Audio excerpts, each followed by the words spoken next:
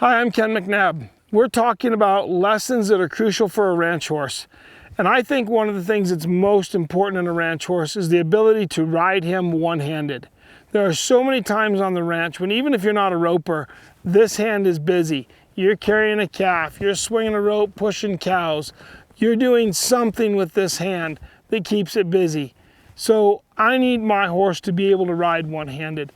In America today, we have so many horses riding around in shanked bits and snaffles, all two-handed. And I'm not being critical of that at all, because I think there's a lot of value in that foundation.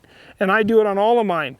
But I need to get them one-handed to progress. I don't want my horse stuck in kindergarten. I want to get to high school, I want to graduate and go to college. So let's move him forward. So the first thing I do is I bridge my reins, okay? And you see a lot of people say, oh, this horse neck reins, and they'll go to the left like this, and then they'll switch hands and say, see, I ride him one-handed. This is not riding him one-handed. This is riding him two-handed, one hand at a time, okay? And it's not a bad thing, but you can't stay there forever. So to start with, you're using your legs with the neck rein. You take that rein and you move it slightly to the outside, and you let your leg bring it in. You let your leg bring that shoulder over. Then take that hand across and push it back the other way with your leg. The neck rein is not a cue. It's a pre-cue. Ray Hunt said, you have to know what happens before what happens happens. That's a pre-cue. So the neck rein, in my horse's world, watch Eldorado's head. When that neck rein comes on, you see his start to list that direction. That's because he understands two things are going to happen when that neck rein comes on. See his head move.